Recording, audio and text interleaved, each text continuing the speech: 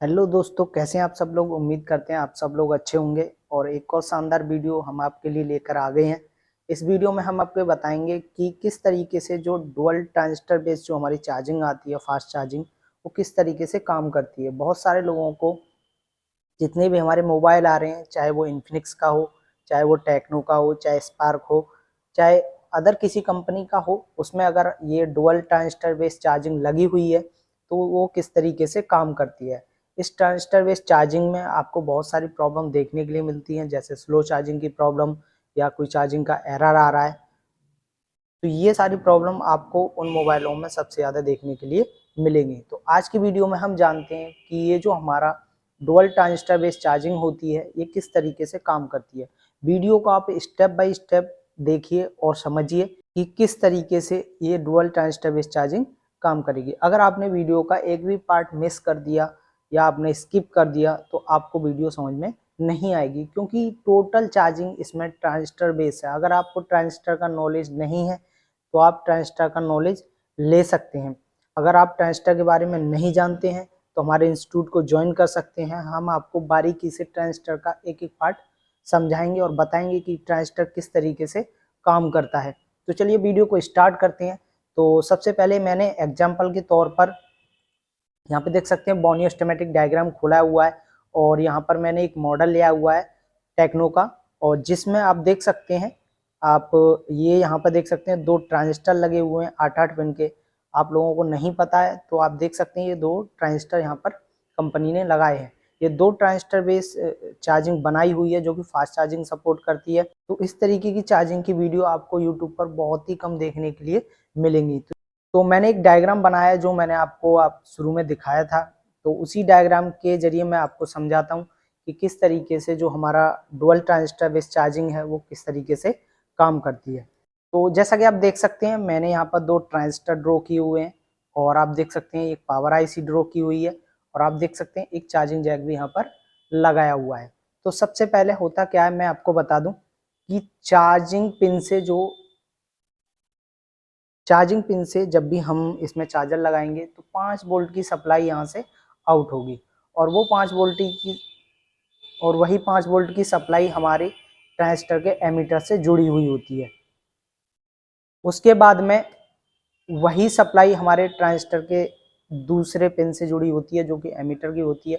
यानी कि कहने का मतलब ये है कि ये जो 5 वोल्ट की सप्लाई यहाँ से आ रही है, ये 5 वोल्ट की सप्लाई आप देखेंगे इसके एमीटर से जुड़ी हुई है और आप देख सकते हैं दूसरे ट्रांजिस्टर के एमीटर से भी जुड़ी हुई है। तो यानी ये दो ट्रांजिस्टर जो होते हैं ये बेसिकली पैरेलल लगे हुए हैं, यानी कि इसका जो एमीटर है वो इसके एमीटर से जोड़ दिया है। और आप देख सकते हैं बाकी जितनी पिन होती हैं, देख 1 2 3 4 5 6 7 8 9 10 11 12, यानी इसमें 6 पिन और इसमें 6 पिन जो कि कलेक्टर की पिन है ये आपस में जोड़ दी हैं। तो आप देख सकते हैं ये एक डुअल ट्रांजिस्टर है जैसा कि आप देख पा रहे होंगे। तो आप देख सकते हैं इसमें 1 2 3 4 5 6 और 6 12 पिन जो है कलेक्टर की हैं और आप देख सकते हैं 2 पिन बेस हैं, 2 पिन एमीटर हैं। तो इसका मतलब ये है कि जो दो ट्रांजिस्टर हैं उनको इन्होंने पहला जोड़ा हुआ है। और आप देख सकते हैं यहाँ से बी बस यानी वोल्टेज बस यानी 5 वोल्ट की जो सप्लाई होती है हमारी, वो सीधी आप देख सकते हैं कैपेसिटर से फिल्टर होती है और कैपेसिटर से फिल्टर होने के बाद में आप देखेंगे कि यहाँ से आप देखिए कि इसके एमीटर पे आ रही है, यानी कि एक के एमीटर पे आ रही है और दूसरे के भी एमीटर पर आ रही है। तो वही चीज मैंने यहाँ पर ड्रॉ की है कि यहाँ से जो 5 वोल्ट की सप्लाई है आप देख सकते हैं इसके एमीटर पे इन हो रही है और इसके एमीटर पर इन हो रही है। तो देखिए यहीं से एक 5 वोल्ट की सप्लाई आउट होती है और आप देख सकते हैं एक रजिस्टर यहाँ पे लगाया हुआ है और एक रजिस्टर यहाँ पे लगाया हुआ है और इन रजिस्टर से होकर ये सप्लाई हमारी चार्जिंग आईसी में इन करती है। तो आप देख सकते हैं ये एक डिवाइडर सर्किट है। यहाँ पे देख सकते हैं 330 किलो ओम का एक रजिस्टर लगाया हुआ है, यहाँ पे 39 किलो ओम का एक रजिस्टर लगाया हुआ है। तो इन डिवाइडर सर्किट से होके जो हमारी सप्लाई है जो कि 0.5 वोल्ट की होती है, जो कि VCDT के नाम से यानी वोल्टेज चार्जिंग डिडक्शन ट्रिगर के सप्लाई होती है, वो पावर आईसी में जाती है और पावर आईसी को ये बताती है कि मेरे अंदर चार्जिंग कनेक्ट हो चुकी है। तो आशा करते हैं यहाँ तक आपको समझ में आ चुका होगा। अब देखिए सबसे पहले जो हमारी सप्लाई है मैं आपको एक बार दोबारा से समझा देता हूँ। देखिए चार्जर लगाएंगे तो यहाँ से ये सप्लाई 5 वोल्ट की आउट होगी और आउट होने के बाद सबसे पहले इसके एमीटर पे आएगी और इसके एमीटर पे आएगी। एमीटर पे आने के बाद में यही सप्लाई हमारी यहाँ से देखिए इस रजिस्टर पे जाती है, जो कि एक रजिस्टर लगा हुआ है 330 किलो ओम का। उसके बाद एक रजिस्टर ग्राउंड किया हुआ है 39 किलो ओम का, और इससे एक डिवाइडर सर्किट से ये सप्लाई आउट होती है। और यहाँ पे देख सकते हैं VCDT के नाम से एक ट्रैक बनाया हुआ है, जो कि वोल्टेज चार्जिंग डिडक्शन ट्रिगर का होता है, जो कि 0.5 वोल्ट की सप्लाई है। अब आप सोच रहे होंगे कि यहाँ से तो ये 5 वोल्ट की सप्लाई आउट हुई और यहाँ पर आप देख सकते हैं ये सप्लाई जो है, तो बहुत सारे लोग सोच रहे होंगे कि यहाँ से तो 5 वोल्ट की सप्लाई आउट हुई, बट यहाँ पर 0.5 वोल्ट की सप्लाई यहाँ पर आईसी को मिलती है। तो जिन लोगों को डिवाइडर सर्किट की नॉलेज नहीं है, तो मैंने ऑलरेडी अपने चैनल पर एक डिवाइडर सर्किट की वीडियो बना के डाली हुई है, उसको आप देख लीजिए, आपको पता लग जाएगा कि डिवाइडर सर्किट किस तरीके से काम करता है। तो वीडियो के बीच में मैं डिवाइडर सर्किट के बारे में आपको बताऊंगा कि किस तरीके से जो हमारा डिवाइडर सर्किट काम करता है। तो चलिए आगे जानते हैं।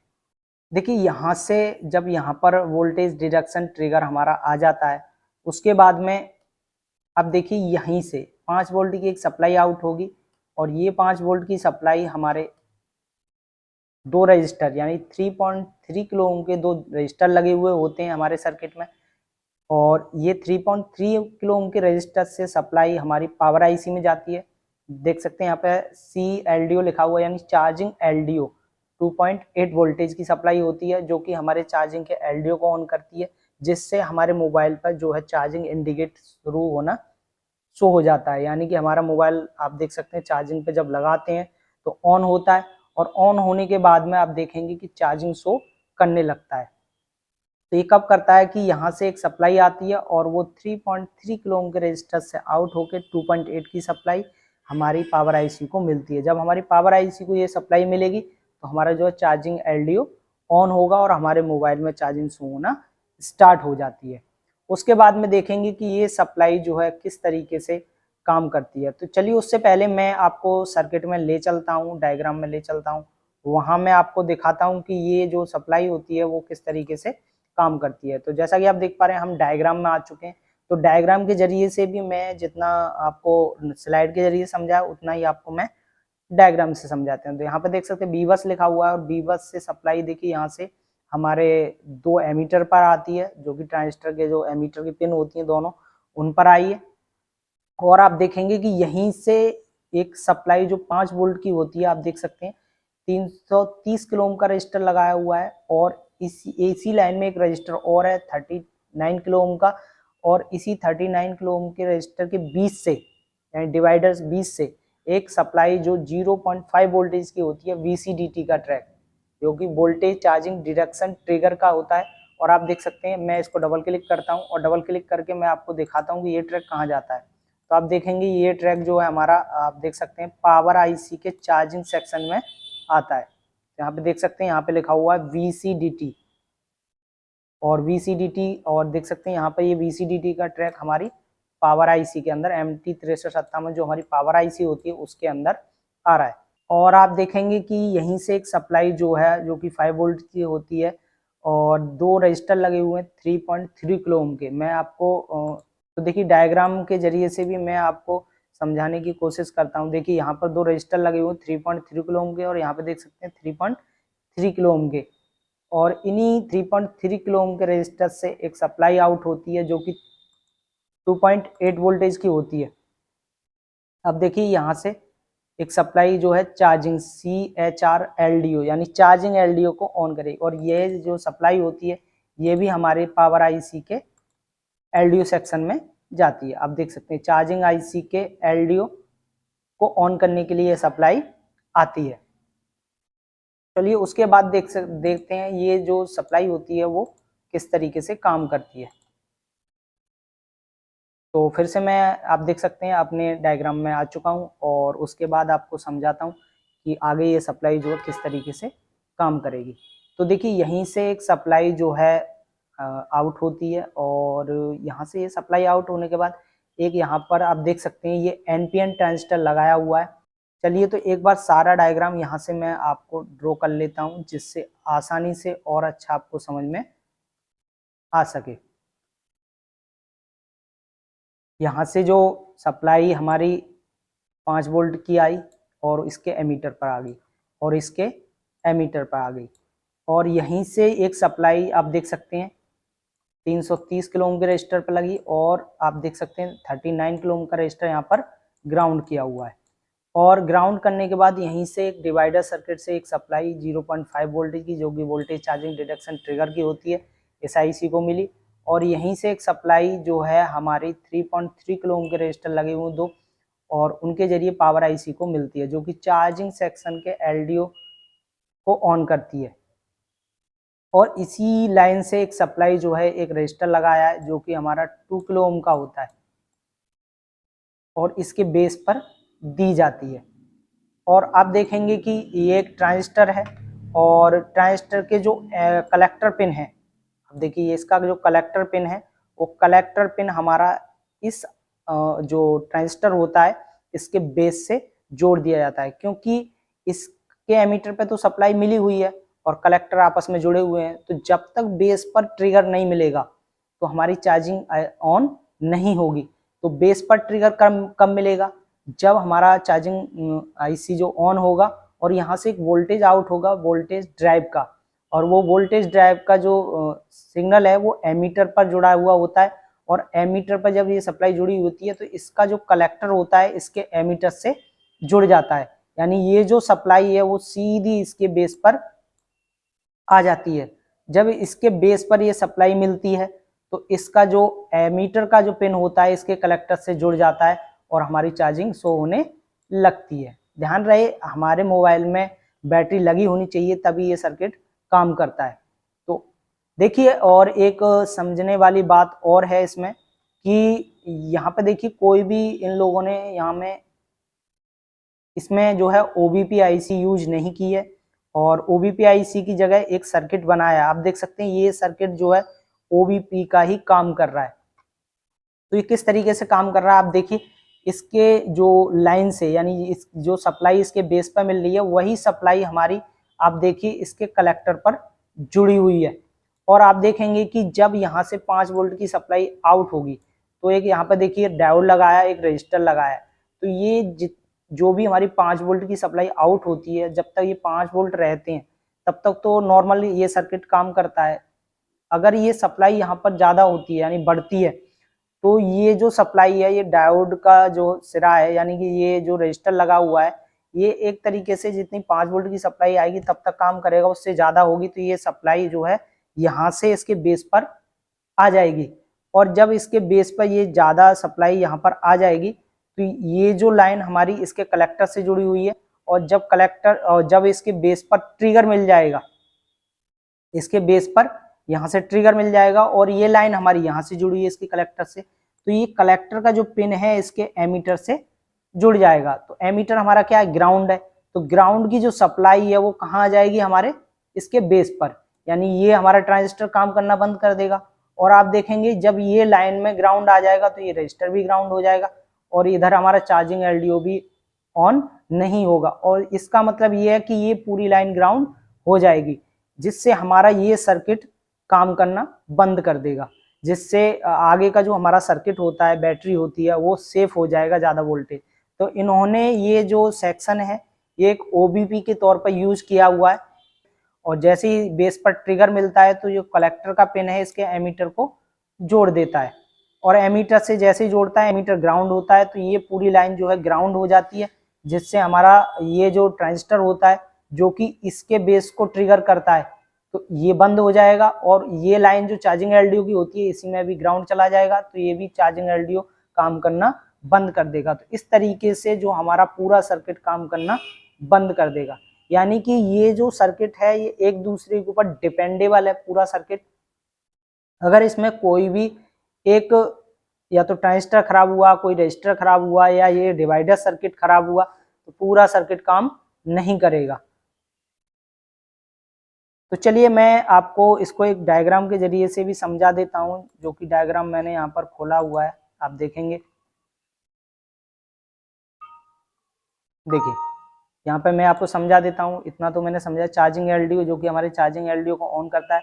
अब देखिए यहीं से जो 3.3 किलो ओम के दो रजिस्टर लगे हुए हैं, यहीं से ये 3.3 किलो ओम के रजिस्टर से और एक सप्लाई आती है जो कि आप देखेंगे कंट्रोल, ये जो कंट्रोल की सप्लाई है जो कि हमारे देखिए ये जो डिवाइडर सर्किट लगा हुआ है इधर एक ट्रांजिस्टर और एक डायोड लगा के, उसके अब देखिए एमीटर कलेक्टर के पिन पर ये ट्रिगर करेगा। और देखिए यहाँ पर एमीटर का जो पिन है ये ग्राउंड है, यानी कि ये जो कलेक्टर का पिन है एमीटर से जुड़ जाएगा अगर हमारा ये सर्किट ओवर वोल्टेज, अगर हमारा सर्किट में ओवर वोल्टेज आता है। तो बात देखिए यही सप्लाई हमारी आप देख सकते हैं इसके बेस पर आती है, और जब ये सप्लाई इसके बेस पर रहती है तो जो हमारी पावर आईसी होती है वहां से वोल्टेज ड्राइव हमारे एमीटर से जुड़ा हुआ होता है। तो जब एमीटर वोल्टेज यहाँ पे ड्राइव है और यहाँ पे बेस पर ट्रिगर मिलता है तो इसका जो कलेक्टर होता है इसके एमीटर से जुड़ जाता है, यानी जो वोल्टेज ड्राइव की सप्लाई है वो सीधी हमारी इसके जो ट्रांजिस्टर लगे हुए होते हैं हमारे दो, उनके बेस पर आ जाती है। जब इसके बेस पर ये सप्लाई मिलती है तो इसका जो एमीटर का पिन होता है इसके कलेक्टर से जुड़ जाता है। जब इसके कलेक्टर से जुड़ जाएगा तो हमारी बैटरी चार्ज होना स्टार्ट हो जाएगी। अब देखिए बैटरी की लाइन में एक रजिस्टर लगा हुआ है जो सेंसिंग रजिस्टर होता है, यहाँ से दो लाइन आउट होती हैं, आई सेंस और बैट सेंस। तो ये दोनों लाइन क्या काम करती हैं उसको हम किसी दूसरी वीडियो में एक्सप्लेन करेंगे क्योंकि वीडियो थोड़ा लंबा हो जाएगा। तो देखिए ये जो सर्किट है मैंने आपको पूरा एक्सप्लेन कर दिया है, तो आशा करते हैं ये सर्किट आपको पूरा समझ में आ चुका होगा। आप देखेंगे कि 1 बाय 1 करके अगर आप वीडियो को रिपीट करके देखेंगे तो पूरा सर्किट आप अच्छे से समझ पाएंगे। तो जब भी आपके पास कभी भी टेक्नो का कोई फ़ोन आता है जिसमें चार्जिंग का प्रॉब्लम है तो आप इस सर्किट की सहायता से उसको रिपेयर कर सकते हैं। अब बात करते हैं डिवाइडर सर्किट की। तो डिवाइडर सर्किट की वीडियो का लिंक मैं नीचे डिस्क्रिप्शन में दे दूंगा कि किस तरीके से डिवाइडर सर्किट जो हमारा काम करता है। अगर इस वीडियो से रिलेटेड आपका कोई क्वेश्चन है या कोई पॉइंट आपको समझ में नहीं आया तो नीचे कमेंट में पूछ सकते हैं, उसके लिए मैं आपको कमेंट में जवाब दे दूंगा। आशा करते हैं मेरे दी हुई जानकारी आपके काम आएगी। अगर वीडियो अच्छा लगा है तो वीडियो को लाइक और चैनल को सब्सक्राइब कर लें जिससे आने वाली वीडियो की नोटिफिकेशन आपको सबसे पहले मिल सके। अगर आप इसी तरह की नॉलेजफुल वीडियो और मोबाइल रिपेयरिंग सीखना चाहते हैं एक एडवांस लेवल पर, एक अच्छे लेवल पर, एक सिस्टमैटिक के लेवल पर, जिसमें आपको एक एक लाइन के बारे में बारीकी से समझाया जाता है, तो हमारे इंस्टीट्यूट को ज्वाइन कर सकते हैं। ज्वाइन करने के लिए आप नीचे 2 नंबर पर कॉल करके अपनी सीट बुक करा सकते हैं। अगर आप अपनी सीट को बुक कराना चाहते हैं तो नीचे 2 नंबर पर कॉल कर सकते हैं।